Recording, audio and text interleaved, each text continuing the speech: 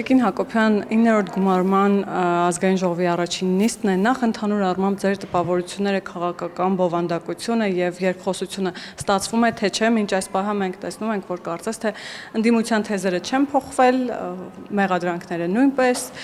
հիմնականում պտտվում են Թուրքիայի թեզի շուրջ դեռևս, ինչ տպավորություններ ունեք եւ ինչ կարծիքի եք նաեւ նոր ընդդիմության բովանդակության մասով։ Դե բովանդակություն միջև հիմա տպավորվել է թուրք տեսել եք, թե չէ, այս խոսույթի շրջանակում, ինչը անլուրջ է, բայց հեչ պատահական չի, որովհետև այս մարդիկ իրենց իշխանավարման ժամանակ միգուցե թուրք չէին տեսնում, բայց զինվորին ուղարկում էին թշնամի տեսնելու եւ զոհվելու, որովհետև երբ որ չես խոսում խնդիրների մասին, հարևանների հետ, հետո արդեն զենքերը արդեն չեն լռում, կրակում են։ Իսկ հիմա տեսնում եք, որ խոսակցությունը մեր հարևանների հետ բերել է նրան, որ տևական ժամանակ է, շուրջ 2 տարի է, կրակոց չկա, զոհ չկա եւ ոչինչ, թող մենք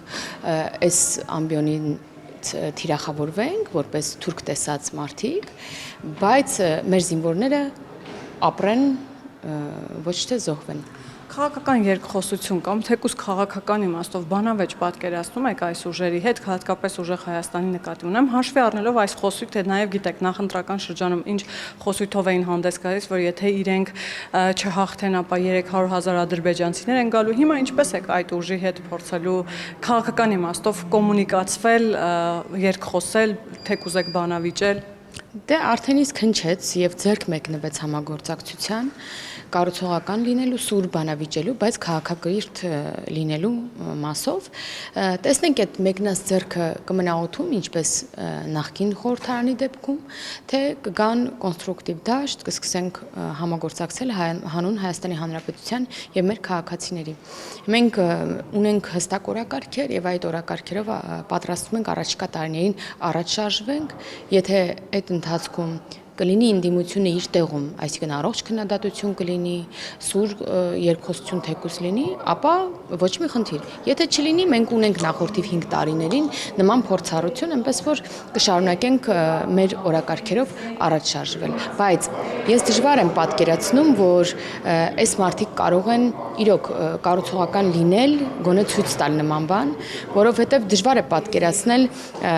գալ մեր հետ, օրինակ, հա, բուսասանիտարիայի մասին օրենք քննարկել, այն դեպքում, երբ որ ընդամենը 1-2 ամիս առաջ ասում էին, որ Հայաստանը կործանվում է, ցեղասպանության թանգարանի տեղը մզկիթ է կառուցվում, Սաֆարովների երեխաներն էլ մեր պարտեզների հերթերը վերցրել են եւ մերոնք էլ չեն կարողանում գնալ մանկապարտեզներ։ Դժվար է նման խոսույթով գալ իշխանության, որովհետեւ իշխանության մասը չէ ընդդիմությունը խորհրդանում, եւ սկսել մեզ հետ համագործակցել։ Տիկին Հակոբյան, ամենագլխավոր մեղադրանքը մոռացաք, որ դուք քանդում եք եկեղեցիները, ազգային արժեքները, այսօր էլ ամբիոնից ուժեղ Հայաստանի տարբեր падգամավորների շուրթերից են հնչում էր հայտնի մեղադրանքը, որ դուք ուրացել եք կրոնը, հավատքը, եկեղեցիներ եք քանդում, հայրապետը այստեղ չէ եւ իրենք կարծես թե նաեւ որոշակիորեն վահան են ընտրել Գարեգին Բ-ին, ինչով է սա պայմանավորված եւ նաեւ այս մեղադրանքներին ինչպես կարձագանքեք։ Տեսեք, իրենք խոսում են եկեղեցիներին ուշադրություն չդարձնելու, կրոնի եւ այլ խնդիրներ են բարձրաձայնում այն դեպքում, երբ որ տևական ժամանակ է, այսինքն մեր իշխանություն գալուց հետո եկեղեցիների պահպանությանը, պատմամշակութային ժառանգության պահպանությանը ոչ միայն եկեղեցիներ սարքելուն է մեծ գումարներ ուղղվում բյուջե, այլ նաեւ օրինակ եկեղեցի տանող ճանապարհներ են վերակառուցվում, որպեսզի մարդիկ կարողանան նաև եկեղեցի հասնել, լուսավորություն է նաև հա ապահովում, այնպես որ նման բաներ ասելուց առաջ պետք է նայել, թե որքան բյուջե է հատկացվում եկեղեցիների պահպանության համար, իսկ այդ բյուջեն կտրուկ աճել է մեր իշխանության օրոք։ Սա մեկ բառով, եւ գիտեք, որ անգամ ուրեմն եկեղեցու բարենորոգման օրակարգը մենք ունենք նաև մեր կուսակցության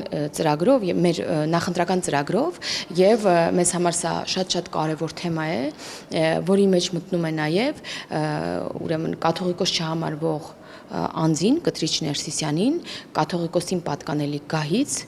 հեռացնելը։ Սա կարևոր է բարենորոգման օրակարգում։ Տիկին Հակոբյանը ըստ որոշ լուրերի այսօր երեկոյան նաև գնալու են ամենայն հայոց կաթողիկոսի օրհնությունը ստանալու։ Սա, չգիտեմ, ինչ որ իմաստով խանդ չի առաջացնում ձեր ուժի մոտ, որովհետև նույն Գարեգին Բեի կողմից երբևէ այդ նույն ակնածանքին չեք արժանացել, հակառակը Ոչ, բնավ, ինչի մասին է խոսքը։ Մենք չենք ճանաչում այդ մարդուն որպես կաթողիկոս, որ մի հատ էլ իր օրհնությունը ստանանք։ Ես տեսա, որ նաև Էջմիածնում ուրեմն Կիրակի օրը պատարագ է մատուցելու այն վեղարով վարչապետի թեկնածուն Կանադայի քաղաքացի։ Հիշում եք, ես նման լուրեր եմ տեսել, ինչը էլի ինձ համար տենց նոնսենս է, որովհետև նա ինքնասառեցվել էր, նա մտել էր քաղաքականություն, նա վարչապետի թեկնածու էր, մեղադրանքի մասին թույլ տվեք ավելին չխոսեմ, որովհետև նախորդի շրջանում շատ եմ խոսել նրան վերագրվող մեղադրանքը, քանի որ դեռևս չկա մեղադրական եզրակացություն։ Այսինքն ես նման մարդկանցից օրհնություն ստանալը ես երբևէ չեմ առնչվել, իրենցից օրհնություն չեմ ստացել, բայց գիտեմ շատ մարդկանց, որոնք օրինակ կնքվել են այդ մարդկանց մոտ, որոնք պսակադրվել են այդ մարդկանց մոտ ու գլխներին են տալիս, ասում են, բա հիմա մենք ինչ ենք անելու այդ ամեն ինչը իմանալուց հետո, օրինակ ձայնագրություններ լսելուց հետո, ինչ որ ինֆորմացիաների տիրապետելուց հետո մարդիկ սարսռած են, որովհետև իրենք հավատքով գնացել են, որպեսզի որևէ այդ հոգևորականներից որևէ մեկից օրհնություն ստանան կամ պսակադրվեն կամ չեմ հուղարկավորության ծես չէ, տարբեր, բայց հետո հասկանում եմ, որ այդ մարդիկ բնավ են մարդիկ չեն, որոնք պետք է նման պատվի արժանանային։ Դրա համար ինչ խանդի մասին է խոսքը, իրենք էլ ինչ ուզում են թողնեն, նենց չի, որ առաջի անգամ են տեսնում, գնում էր Սամվել Կարապետյանի տուն կաթողիկոս համարվող այդ անձը, չէ՞, այսինքն իրենց առաջի շփումը չէ, այնպես որ ինչքան ուզում են թող շփվեն։ Եվ Տիկին Հակոբյան, ընտրություններից հետո մենք տեսնում ենք, որ ռուսական կողմից սանկցիաները առնվազն շարունակվում են, օրերս նաև կաթնամթերքի մուտքը արգելվեց ՀԱՏՄ շուկա եւ ռուսական շուկա։ Այս իմաստով այսպես ուժեղ Հայաստան դաշինքը եւ կամ Սամվել Կարապետյանը իրենց մարգարե են համարում, որովհետեւ ընտրություններից առաջ էլ հայտարարում էին, որ եթե քաղաքացիական պայմանագիրը հաղթի, Նիկոլ Փաշինյանը հաղթի, Ռուսաստանի հետ տնտեսական պատերազմ է լինելու, հիմա էլ ասում են, այ տեսեք, մենք զգուշացնում ենք, ինչ փուլում են Հայաստան-Ռուսաստան հարաբերությունները, հաշվի առնելով նաեւ վարչապետի բարձրաձայնածային կնճռոտ հարցերը հայ-ռուսական հարաբերություններում արկա եւ հայտնի հեռախոսազրույցը Վլադիմիր Պուտինի հետ եւ ինչի մասին են նաեւ ընդդիմության այսպես ասած մարգարեական հայտարարությունները։ Դե նախապես ասացին, որ կլինեն խնդիրներ, նախընտրական շրջանից առաջ անգամ ես հիշում եմ, որ նախկին падգամավորներից հիմա էլ է падգամավոր մեկը հարցազրույցում ասում էր, որ պետք է Ռուսաստանի ուշադրությունը հրավիրել ԿՊЯ-մերձ գործարարներին, դրանից հետո գիտեք, որ Ջերմուկ գրուպի հետ կապված արգելքն եղավ, այսինքն տենց սինխրոն է էլի եղել այդ ամեն ինչը, դրա համար կարելի է հասկանալ, որ կապել այս ամեն ինչի իրար, ենթադրել, բայց նաև այսօր տեսակ, որ ազգային ժողովի նախագահի թեկնածուին հարցերը միայն վերաբերում էին որոշ դեպքերում, հա, Ադրբեջանին այն առումով, որ Ղարաբաղից խոսք գնաց եւ Թուրքիային, այսինքն այս մարդկանց խնդիր չեն տեսնում, օրինակ ԵԱՏՄ-ի հետ հարաբերություններ, օրինակ չեն ասում, պարոն Ռուբինյան, ոնց է պատրաստվում ԵԱՏՄ-ի հետ հարաբերությունները, այս խնդիրները օրինակ լուծել, ոնց է պատրաստվում ձեր գործիքակազմը ներդնել, որպեսզի այս խնդիրները լուծվեն, օրինակ նույն կաթնամթերքի հետ կապված գիտեք, որ փորձաքննությունը որևէ խնդիր չի հայտնաբերել, բայց Ռուսաստանի Դաշնությունից, ԵԱՏՄ-ից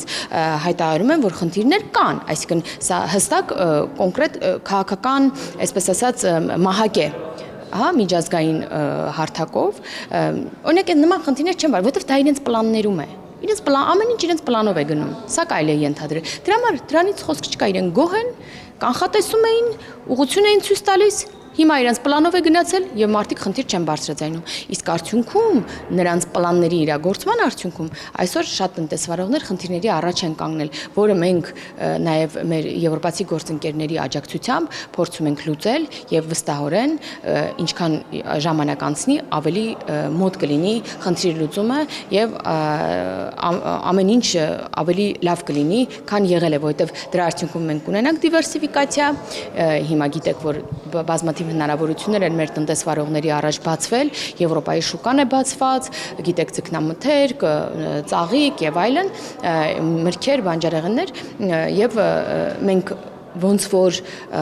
անվտանգության հետ կապված ստիպված գնացինք դիվերսիֆիկացիայի, որտեղ մեր անվտանգության համակարգը չէր աշխատում, այնպես էլ հիմա մեր տնտեսությունը արդեն ստիպված արագ քայլելով գնում է դիվերսիֆիկացիայի եւ դրանից կշահի մի քիչ հիմա դժվար է, բայց կշահի հաստատ քաղաքացին։ Տիկին Հակոբյան, վերջում ամփոփելով այս ամբողջ այս սանկցիաները կարող են արդյոք դառնալ այն տրիգերը, դեպ ինչի մասին խոսում էր ընդդիմադիր երկու ֆրակցիաներն էլ այստեղ տեղ գտած, եւ կարող են սրանք դառնալ այն տրիգերը, որի համար իրենք եւ իրենց ընտրազանգվածը դուրս կգան փողոց, ինչպես գիտեք, թե ժամար, թե ժաշուն են խոստանում, ամառը կարծես թե այդքան էլ թեժ չէր քաղաքական իմաստով, բայց աշնան է ինչ սպասել, արդյոք փողոց կգեներացնեն։ Որոշ խմբերի նրանք իհարկե փորձում են հիմա կառավարության շենքի առաջ ցույցերի բերել, ենթադրաբար բերել եկեք ասեմ, բայց այդ տրիգերը նրանք վերջին տարիներին անընդհատ փնտրել են, հա։ Ես հիշում եմ ամեն ինչ լինում էր, նրանք դրա մեջ տրիգեր էին տեսնում, փողոց գեներացնելու հնարավորություն էին տեսնում, կլինի Ղարաբաղից հայաթափումը, կլինի Սամվել Կարապետյանի քաղաքականությունը մտները, ասում են այ տրիգերը, այ հիմա պետք է դուրս գալ, չհասկանալով, որ նախ մենք ենք մեր քաղաքացիների հետ ուղիղ երկխոսության մեջ եւ ամեն ինչ բացատրել է եւ նաեւ քաղաքացիները տվեցին իրենց պատասխանը ընտրությունների արդյունքում նորից մեզ տալով բացարձակ իշխանություն եւ երկրորդը նրանց շուրջ անգամ եթե դա կարող էր համարվել տրիգեր, նրանց շուրջ չի կարող քաղաքացի համարվել, որովհետեւ նրանք այլընտրանքը չեն, նրանք վատագույն ընտրությունն են, վատագույն հնարավորությունն են, որը փաստորեն տեղ է գտել նաեւ խորհրդարանում։